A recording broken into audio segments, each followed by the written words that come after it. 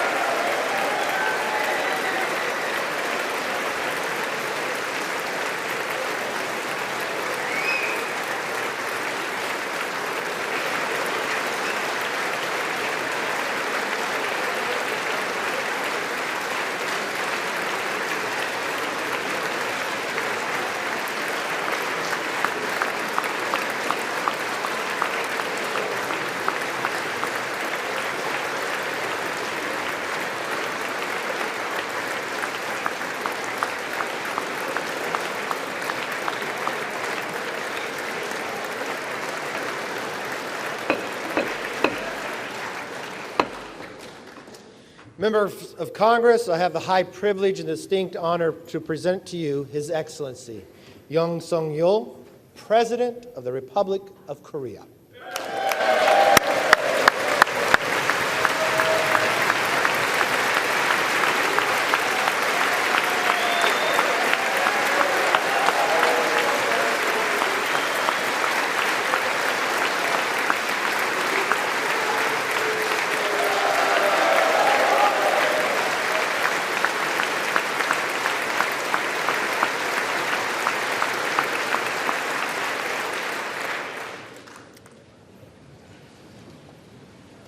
Mr. Speaker, Madam Vice President, honorable members of the United States Congress, distinguished guests, ladies and gentlemen, dear citizens of America, a new nation conceived in liberty and dedicated to the proposition that all men are created equal.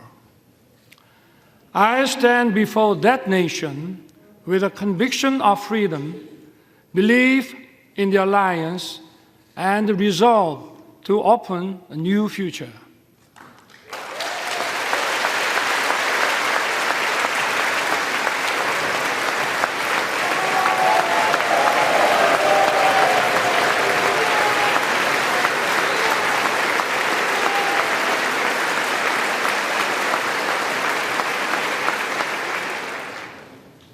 For 234 years, a Congress has been the symbol of freedom and democracy.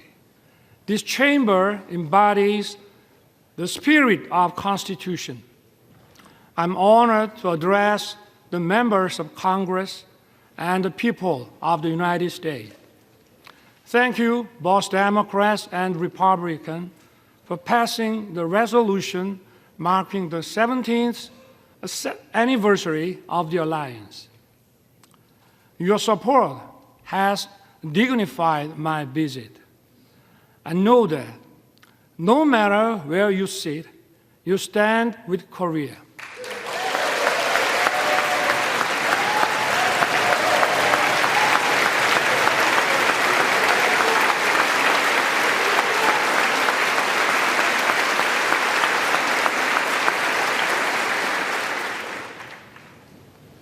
Over the past century, we have faced many threats, but the U.S. has always led the world in defense of freedom. Imperial nations fought for colonies, and humanity greatly suffered from the two world wars.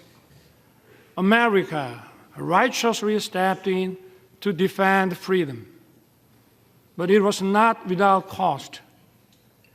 We remember the leadership of General MacArthur and Admiral Nimitz. But more than 100,000 American men and women perished in the Pacific War. Their sacrifice was not in vain.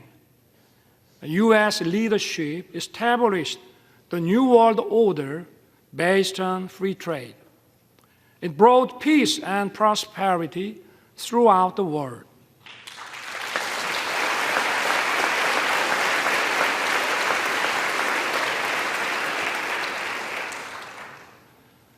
But prosperity was limited to free market economies where communist totalitarian nations did not participate. The world was divided into democratic and communist blocs. In 1950, the Korean Peninsula was on the front line. The Soviet Union helped to rearm North Korea. North Korea's surprise attack threatened the peace on the Korean Peninsula and Asia. Korea's freedom and democracy were on the brink. At that decisive moment, the U.S. did not look the other way. Korean and American soldiers stood shoulder to shoulder and fought bravely. Tales of our heroes were written. General MacArthur caught the enemy off guard with the landing of Incheon and turned the tides of the war. Operation Chromite was one of the greatest decisions ever made in the history of war. The U.S. 1st Marine Division miraculously broke through a wave of 120,000 Chinese troops at the Battle of Lake Changjin.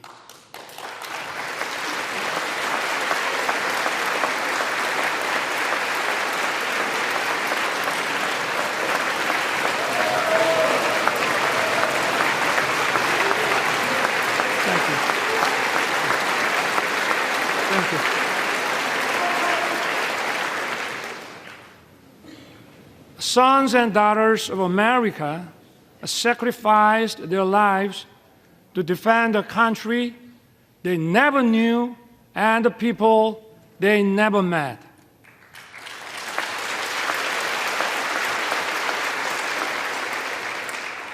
In the Battle of Lake Changjin alone, 4,500 American service members lost their lives. Over the course of the war, almost 37,000 U.S. soldiers fell. The late Colonel William Weber fought in the battle for Hill 3 to 4 in Wonju. He lost his right arm and leg. Yet, this American hero dedicated his life to honoring the noble sacrifice made by the Korean War veterans. Today, we are honored to have his granddaughter, Ms. Jane Weber, with us. Ms. Weber, would you stand up, please?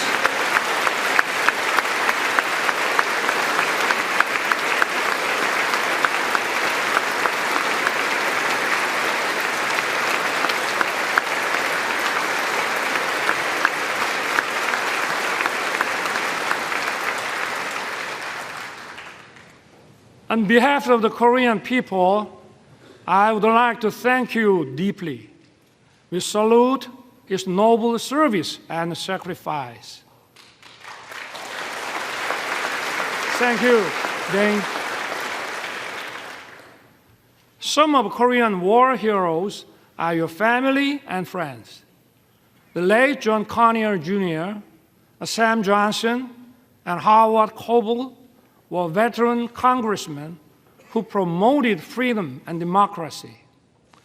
The former Representative Charles Rangel has been a strong supporter of the alliance. Korea will never forget the great American heroes who fought with us to defend freedom.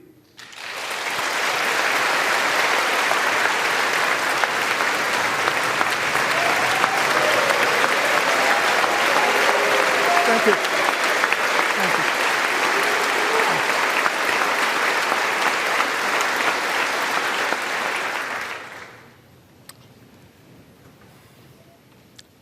I take this opportunity to pay tribute to all the Korean War veterans and their families. You did not hesitate to send your sons and daughters, husbands and wives, a brother and sisters. You answered the call to defend the freedom of a country across the Pacific. I thank the U.S. and its people for honoring the Korean War as a proud legacy. Thank you also for treating the veterans with honor and respect.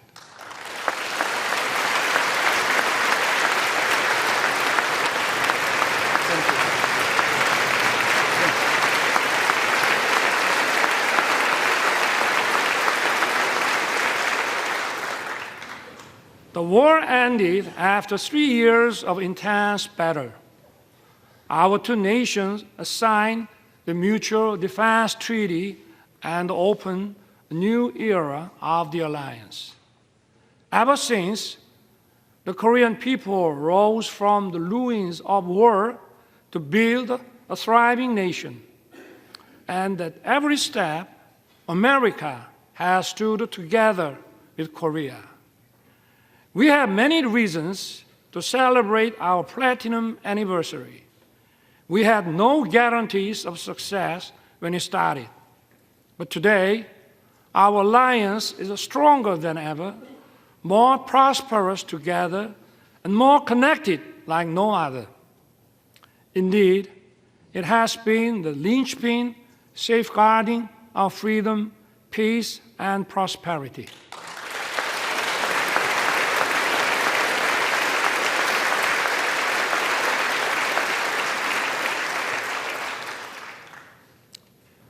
Once a recipient of aid, Korea is the only nation in modern history to become a donor.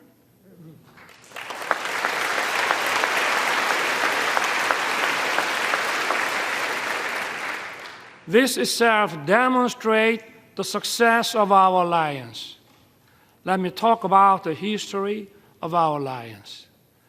The ties of our cooperation and exchange span over 140 years since the establishment of diplomatic relations in 1882. In the late 19th century, American missionaries helped to widely introduce the values of freedom and solidarity to Korea. These values are the foundations of Korea's constitution. They have made a huge impact on our independence movement and the foundations of Korea. Horace Underwood, Hallie Appenzeller, Mary Scranton, and Rosetta Hall are some of the missionaries who set foot in Korea at the end of the 19th century. They built schools and hospitals. They promoted education of women. Their efforts laid the foundations for many Korean women to advance into society as educators, journalists, and doctors. In the early 1960s, the Kennedy administration recommended Professor Lostow's model for economic growth. President Park Chung-hee wisely embraced the idea and pushed economic development forward. It laid the foundation for Korea to become an industrialized country. Known as a miracle on the Han River, Korea's economic growth rate was unrivaled. Korea was one of the least developed countries after the war. Its annual income was just $67 per capita. Now, its economy ranks 10th in the world.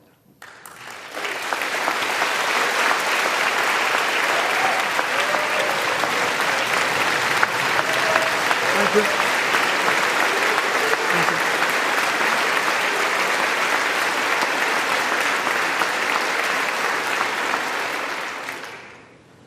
Seoul was once reduced to ashes. Now, it is one of the world's most vibrant digital cities. Busan was once flooded with war refugees.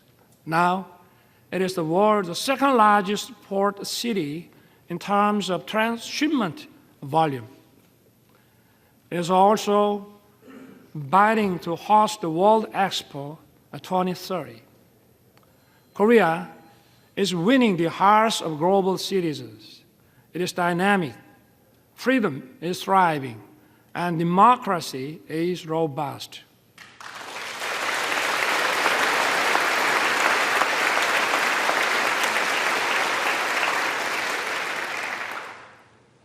Korea and the U.S. have joined forces to safeguard freedom and democracy throughout the world. Since World War II, Korea dispatched its warriors of freedom. We fought side by side with the U.S. in Afghanistan, Iraq, and others.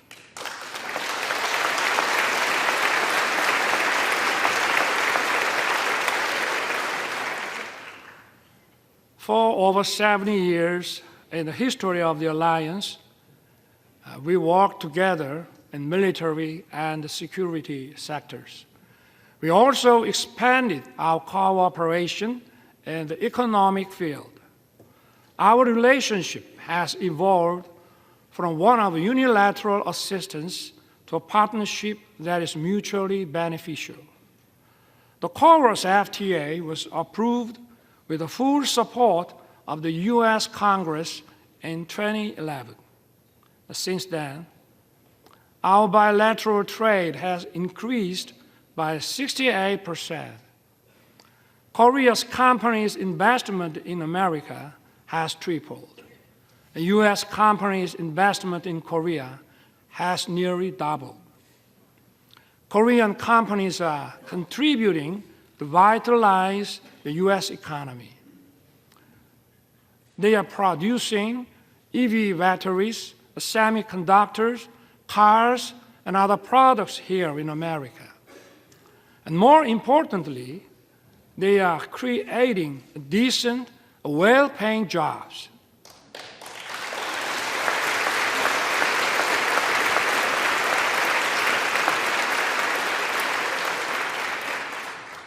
Take Austin, Texas. Samsung's semiconductor plant has created nearly 10,000 jobs as of 2020.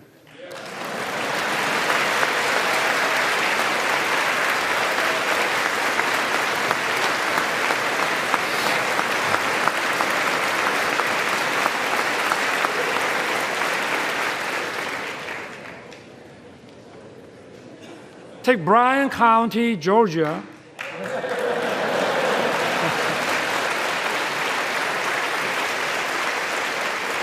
Hyundai's EV and battery plants is expected to be operational by late 2024. It will produce 300,000 electric vehicles every year. It will employ thousands of Americans.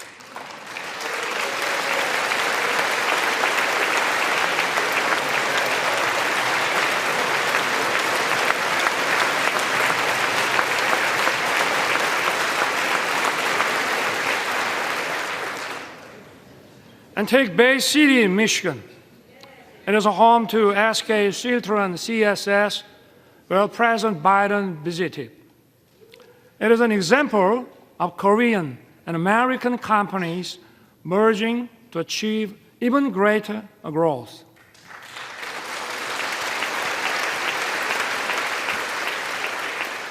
I hope to see more economic cooperation in the other parts of America. In this regard, I count on your keen interest and support. My friends, years of active cultural and people-to-people exchange have deepened our friendship. This year also marks the 120th anniversary of Korean immigration to the U.S. Early Korean immigrants arrived as workers on the sugarcane plantation in Hawaii. Since then, Koreans made their way into many parts of the American society. They have played an important role of fostering close friendship and writing the history of our alliance.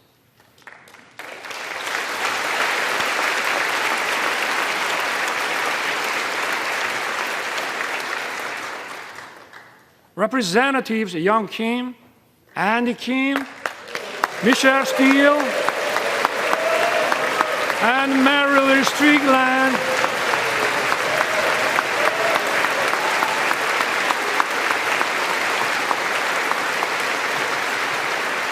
are here with us.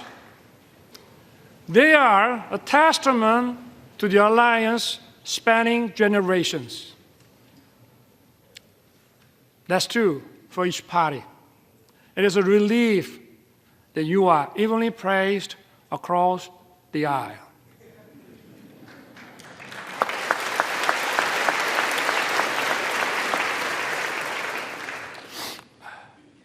Even more, culture is helping to further deepen our understanding and friendship.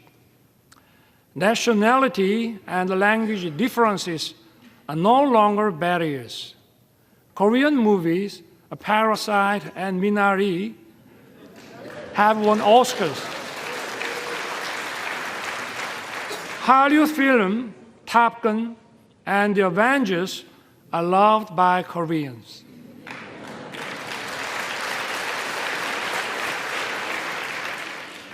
I also love Top Gun and Maverick, and the Mission Impossible.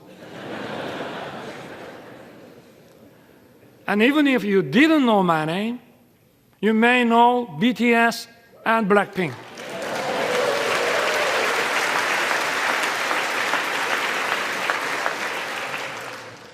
BTS beat me to the White House, but I beat them to Capitol Hill.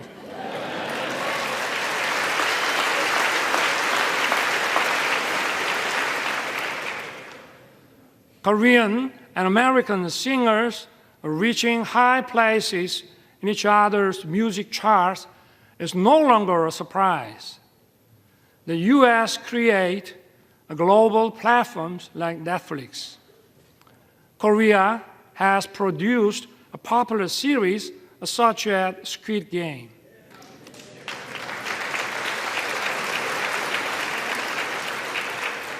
We are creating a new pattern of synergy. These cultural exchanges have brought our people closer. According to Chicago Council on Global Affairs, Americans' positive views of Korea reached the highest level since 1978. And according to a Pew survey last year, Koreans' positive views of the U.S. reached 89%. It marks the largest increase among all the countries surveyed.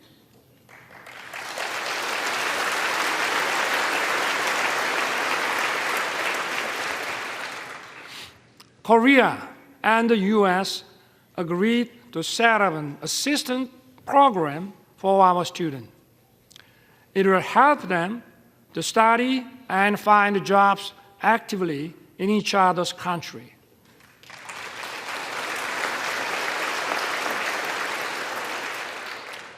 Honorable members of Congress, I have 2 careers in my life. My first job was as a public prosecutor. My second job is serving as the president of my beloved country. As prosecutor, my role model was the late Robert Morgenthau. He was the real-life character of District Attorney Adam Schiff in Law and Order. When I was the Prosecutor General, I printed a book titled Robert Morgenthau, America's Eternal Attorney. I shared it with my junior prosecutors. In the preface, I included the phrase, an attorney who is silent in the face of great evil will not even stop pickpockets in the neighborhood. Today, our democracy is at risk. Democracy is a community's political decision-making system to protect freedom and human rights. Such decision-making must be based on truth and freely formed public opinion.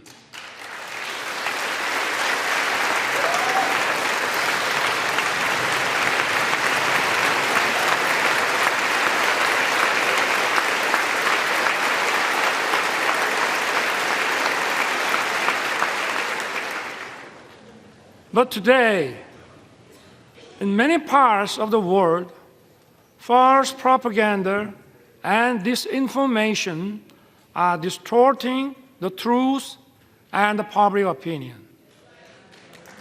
They are threatening democracy.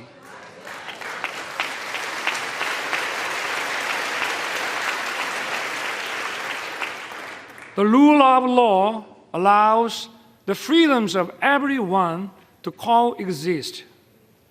It is upheld by parliamentary democracy.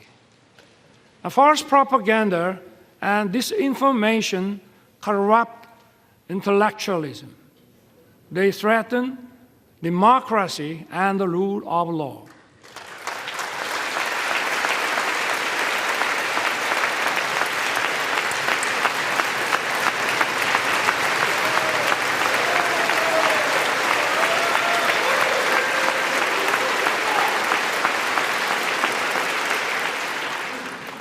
Such totalitarian forces may conceal and disguise themselves as defenders of democracy or human rights.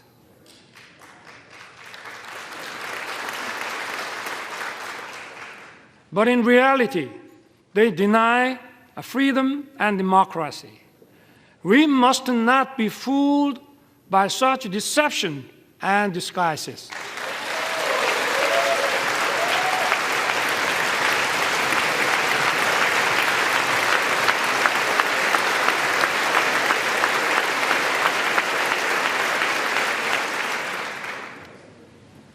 We have for so long protected democracy and the rule of law with our blood and sweat. We must work together and fight the forces of falsehood and deception that seek to destroy democracy and the rule of law.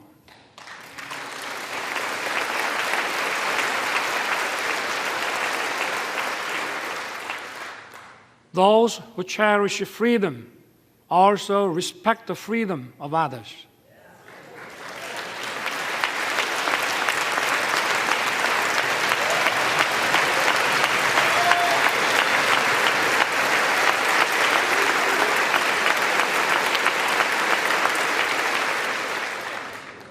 Thus, freedom brings peace.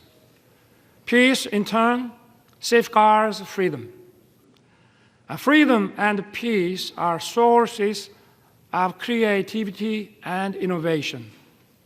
They bring prosperity and abundance.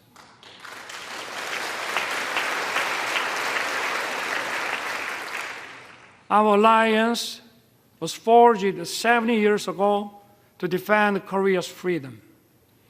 The alliance has now become a global alliance that safeguards freedom and peace around the world.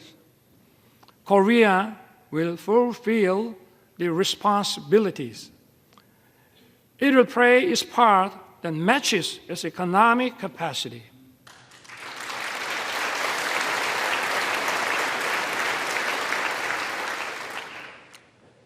In his 1961 inauguration address, President John F. Kennedy said, "My fellow citizens of the world, ask not what America will do for you, but what together we can do for the freedom of man.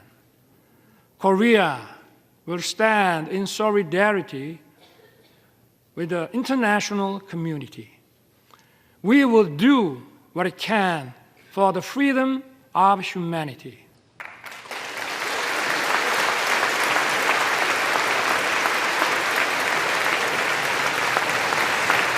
Thank you. Thank you. Thank you. Thank you. Korea, with the U.S., will march towards the future. As I took office last year, I pledged to rebuild Korea, a nation belonging to the people, rooted in freedom, democracy, and market economy, a nation that the people can be truly proud of as it fulfills its role as a responsible member of the international community. Together with the U.S., Korea will play the role as a compass for freedom. It will safeguard and broaden the freedom of citizens of the world.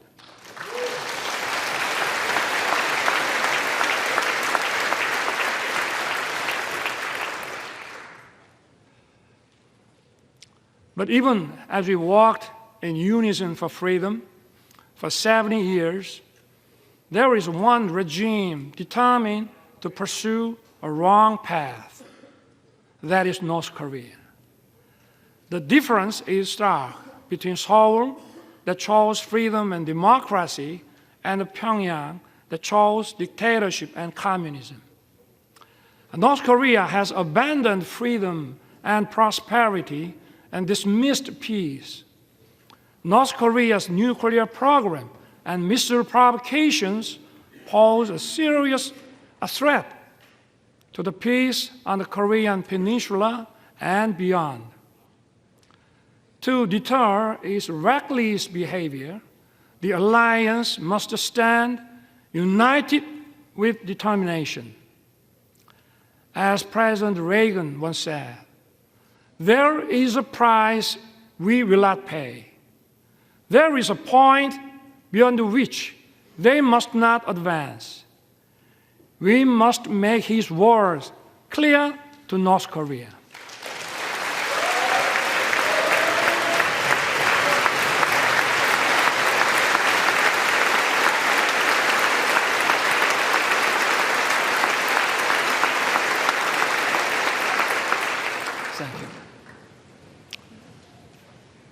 yesterday, President Biden and I agreed to strengthen the U.S. extended deterrence.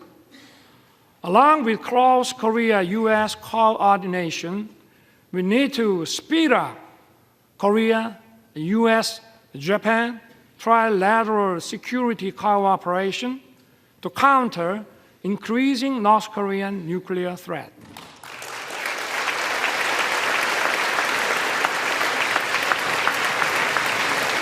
Thank you. Thank you.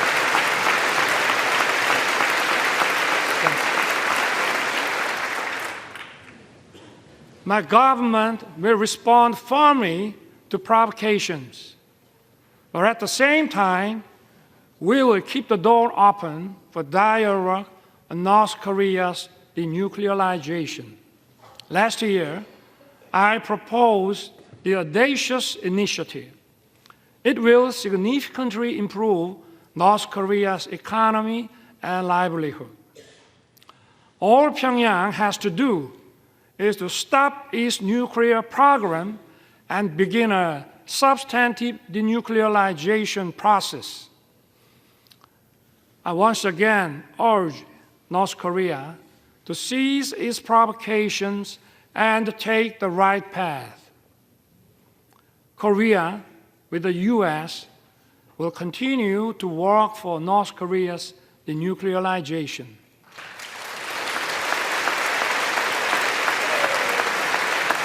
Thank you.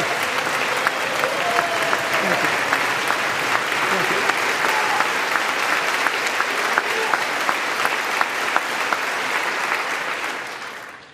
North Korea's obsession with nuclear weapons and missiles is throwing its population into a severe economic crisis and human rights abuses. We must raise global awareness of dire human rights situation in North Korea. We must not shy away from our duty to promote freedom for North Koreans.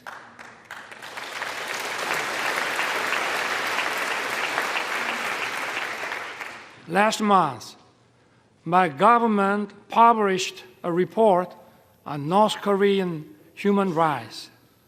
We released it to the public for the first time. The report documents a wide range of abuses in North Korea. It is based on testimonies of 508 North Korean defectors collected over the past 5 years.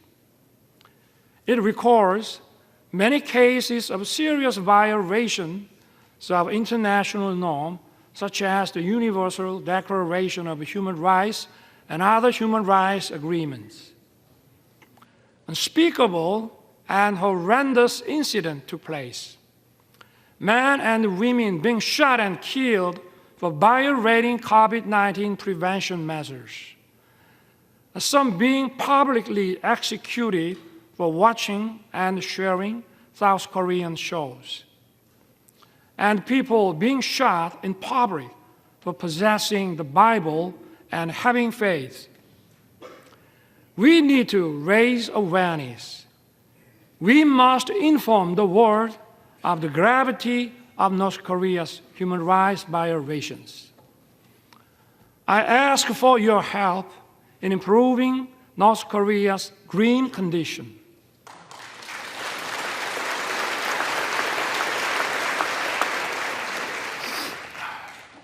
My friend, freedom and democracy are once again under threat. The war against Ukraine is a violation of international law.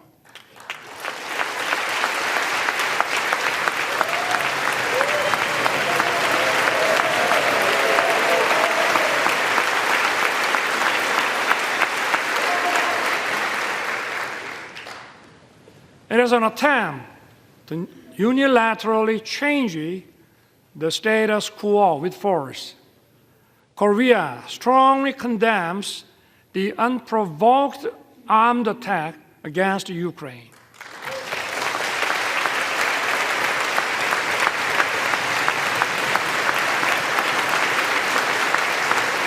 Thank When North Korea invaded us in 1950, democracies came running to help us. And we fought together and kept our freedom. The rest is history. Korea's experience shows us just how important it is for democracies to uphold solidarity. Korea will stand in solidarity with the free world. We will actively work to safeguard the freedom of the people of Ukraine and support their efforts in reconstruction.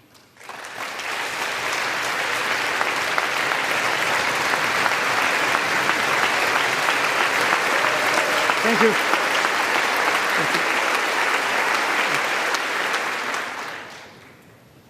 Honorable members of Congress, so far, a sixth Korean president spoke at this important chamber.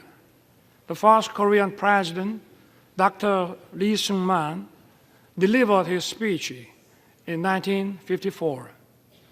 After 35 years, in 1989, President Roh Tae-woo, standing at this podium, said the following: "The nations of the Pacific have made open society and market economy and the engine that drive the fastest growing region in the world. The Pacific will become even more important to the U.S., and Korea will begin to contribute more to the prosperity and peace of the region." I look forward to the day when some future Korean president may be invited to address this distinguished assembly and describe the vision I spoke of today as an achievement fulfilled, not as tomorrow's hope. President Roh's vision has become a reality. Thank you. Thank you. Thank you.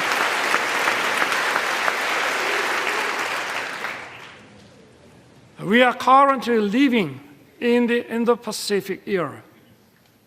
This region is home to 65% of the global population and 62% of the world GDP.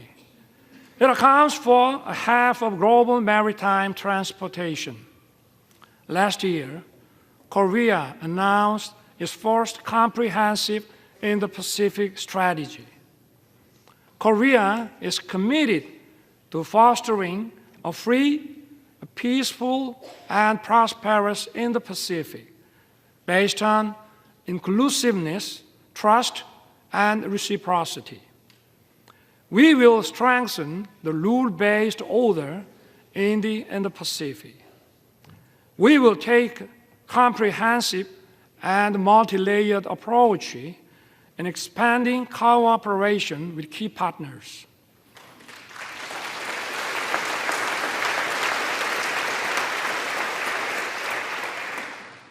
This also means that the stage for the alliance is expanding. Korea used to receive assistance from U.S. aid. It is now sharing its experience with developing countries in partnership with the U.S. Korea has greatly increased its ODA budget. It is providing tailored programs in tune with the needs of its partners. Yesterday, President Biden and I adopted a joint statement. It presents a vision of the alliance in action towards the future. Together, our two countries will broaden our alliance.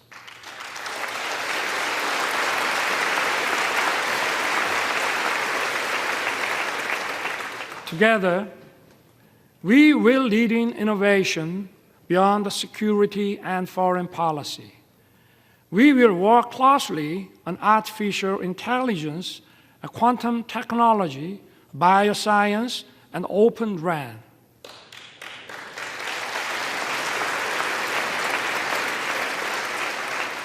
Our partnership in the cutting-edge semiconductor industry will contribute to establishing stable and resilient supply chains. It will also address economic uncertainties. Together, we will open another new successful chapter. We will explore new frontiers in outer space and cyberspace.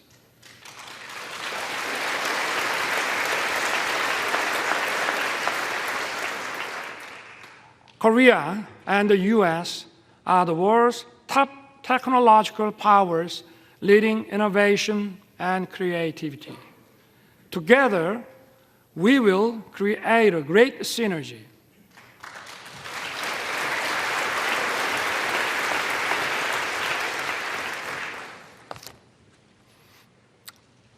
Mr. Speaker, Madam Vice President, and honorable members of Congress, our alliance is an alliance of universal values. Freedom, human rights, and democracy are the very foundations of our bonds. Our alliance is for justice.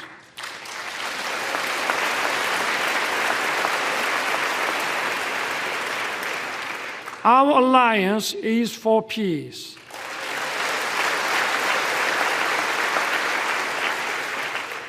Our alliance is for prosperity.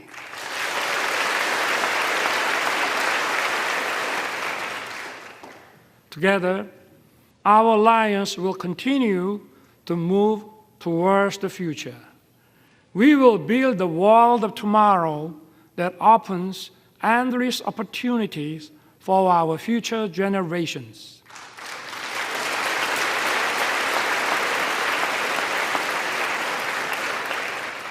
I look forward to everyone being on board for our new journey together. God bless you. God bless the United States of America. And may God bless our great alliance. Thank you.